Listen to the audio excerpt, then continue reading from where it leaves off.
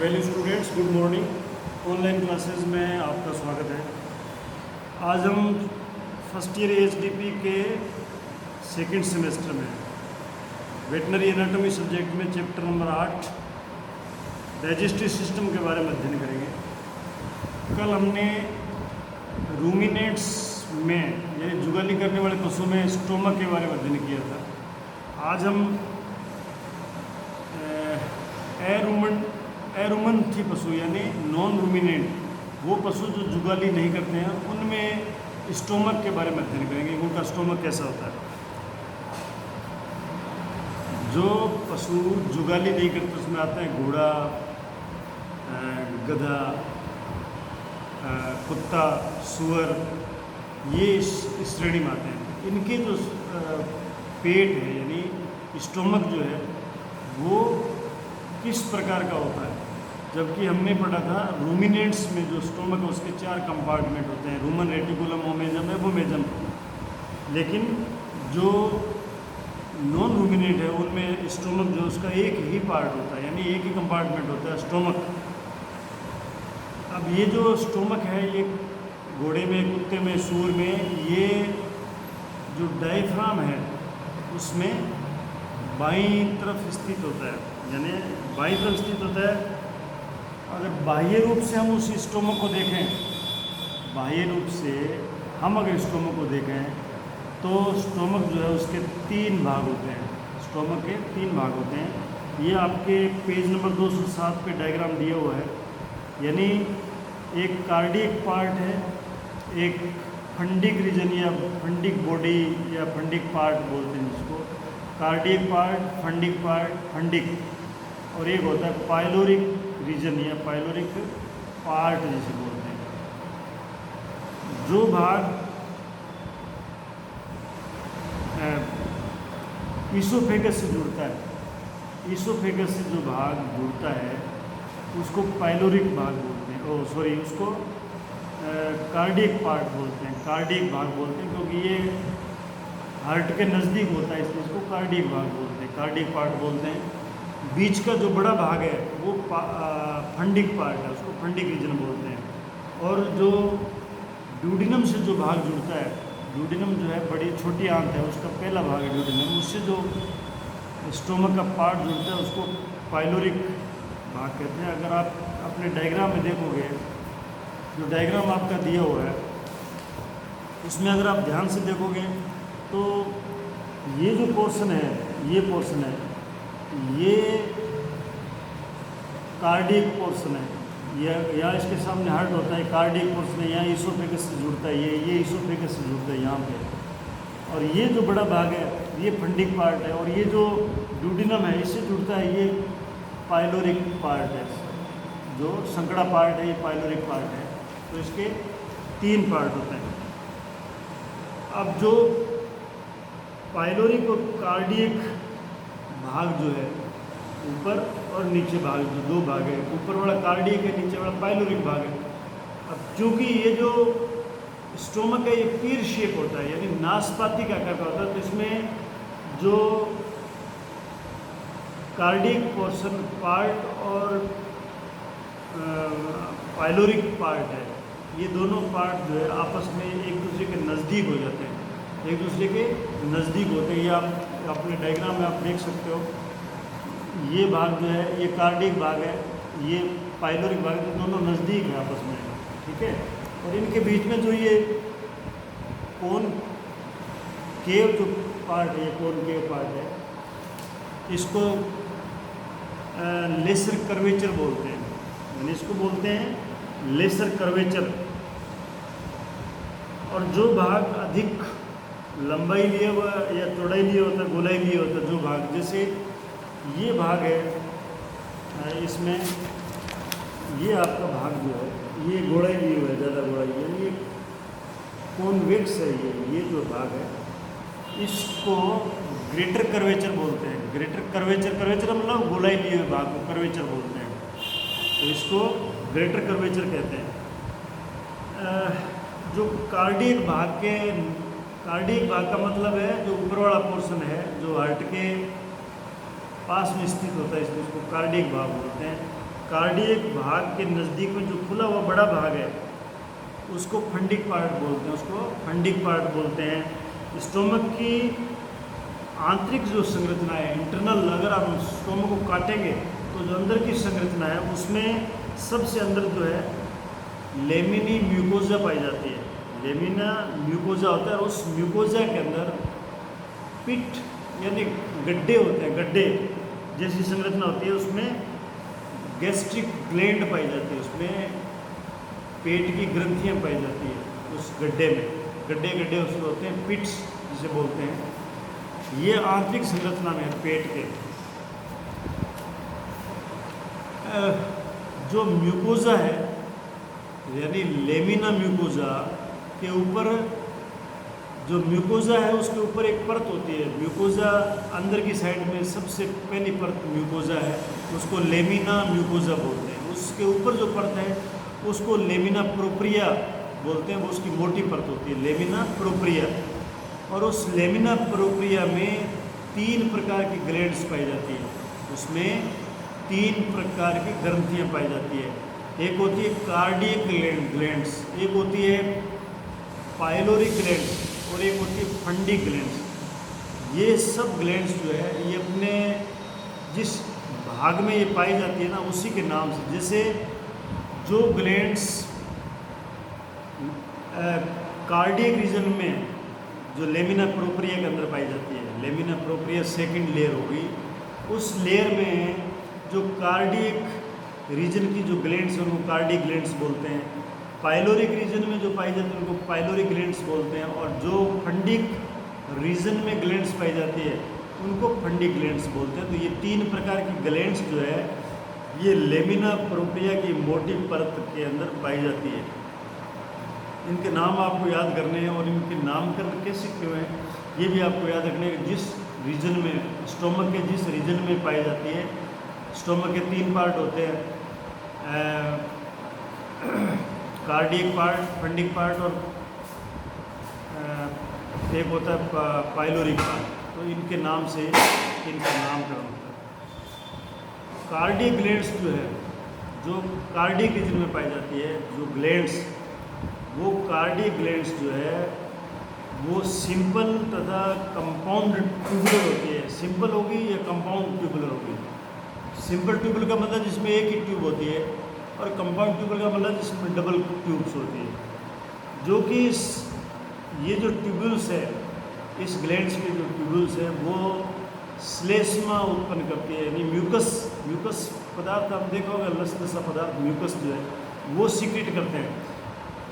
ये जो cardiac glands है ना, ये कार्डियक रीजन के अलावा ईसोफेगस और स्टोमक के जंक्शन पर, ईसोफेगस और स्टोमक जहाँ जुड़ता है वो जंक्शन पर एक कार्डियक स्फिंक्टर बनता है। दोनों का जंक्शन जहाँ पे ईसोफेगस कार्डियक पोर्शन से जुड़ता है स्टोमक के, वहाँ पे एक स्फिंक्टर बनता है। वहाँ ये जो कार्डियक ग्लैंड्स से ज़्यादा पाई जाती है, स्फिंक्टर पे ज़्यादा पाई जाती है। स्फिंक्टर का मतलब दोनों जहाँ जुड़ते हैं पोर्शन, और स्फिंक्टर का मतलब होता है वो टाइट मसल्स की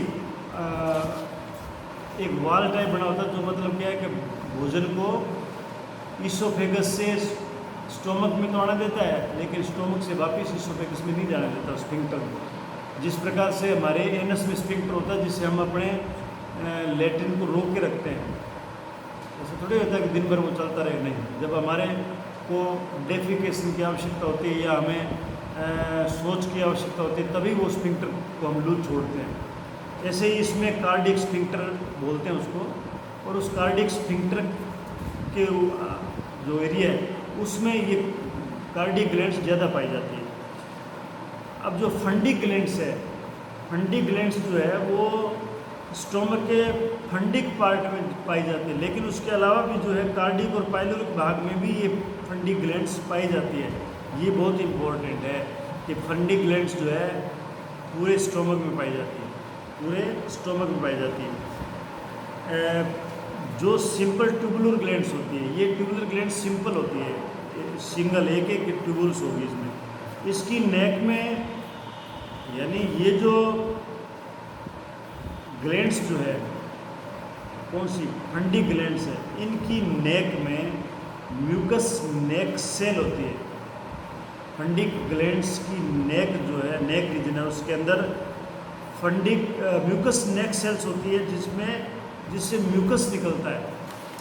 इन म्यूकस सेल्स के अलावा इस भाग में, यानी इसकी बॉडी जो है, ग्लैंड्स की बॉडी जो है, बॉडी ऑफ ग्लैंड में पेराइटल सेल पाई जाती है। पेराइटल सेल जो उनको ऑक्जेंटिक सेल भी बोलते हैं, पेराइटल सेल को ऑक्जेंटिक सेल भी बोलते हैं, और ये हाइड्रोक्लोरिक एसिड को सीक्रेट करती है।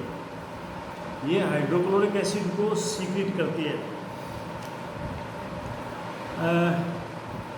लेमिना प्रोप्रिया जो है उसकी चीफ सेल्स में, यानी लेमिना प्रोप्रिया जो लेयर है म्यूकस मेम्ब्रेन के ऊपर वाली लेयर जो है लेमिना प्रोप्रिया, उसकी चीफ सेल में, चीफ सेल जो है उसमें चीफ सेल्स पाई जाती है। उनमें कैनालिकुली और इंट्रासेलुलर नेटवर्क जो है वो संबंधित जो फंडिक ग्लैंड है उससे प्रत्यक्ष या अप्रत्यक्ष रूप से जुड़ी रहती है। चीफ सेल्स जो है उस कैनालिकुली और इंट्रासेलुलर नेटवर्क, जो इंट्रासेलुलर नेटवर्क है या कैनालिकुली जो है, कैनालिकुली एक प्रकार की कैनाल टाइप उसके अंदर फैली हुई है ग्लैंड्स में, तो उससे जुड़ी रहती है।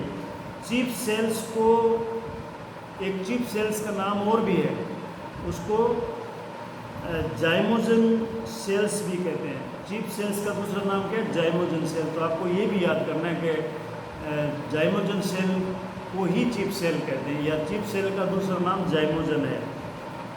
और इस चीफ सेल्स के द्वारा एंजाइम सीक्रेट होते हैं। एंजाइम जैसे पेप्सिनोजन एंजाइम सीक्रेट होता है, जो हाइड्रोक्लोरिक एसिड के साथ मिलकर के पेप्सिन बनाता है, जो प्रोटीन के सिंथेसिस में काम आता है। तो ये जो है इसके अंदर जो ग्लैंड्स पाई जाती है उसके बारे में था, जो स्टोमक में। अब नॉन रूमिनेंट्स में जो ईसोफेगस जो है वो स्टोमक के कार्डियक भाग से जुड़ता है। यानी नॉन रूमिनेंट्स का मतलब है जो घोड़े, कुत्ते, सूअर वगैरह है, ऐसे जानवर जो रूमिनेंट्स नहीं है, जुगाई नहीं करते हैं, या जिनका पेट एक ही कंपार्टमेंट होता है, उनमें जो ईसोफेगस जो है वो स्टोमक के कार्डियक भाग से जुड़ता है। और इस भाग को क्या बोलते हैं? कार्डियक भाग को बोलते हैं ईसोफेजियल रीजन कहते हैं, इसको ईसोफेजियल रीजन बोलते हैं। यानी जो ये जो भाग है ना, ये भाग जो है, ये ऊपर वाला भाग जो, जहाँ ये यहाँ पे ईसोफेगस जुड़ता है, तो ये ऊपर वाला कार्डियक भाग है, इसको ईसोफेजियल रीजन भी बोलते हैं।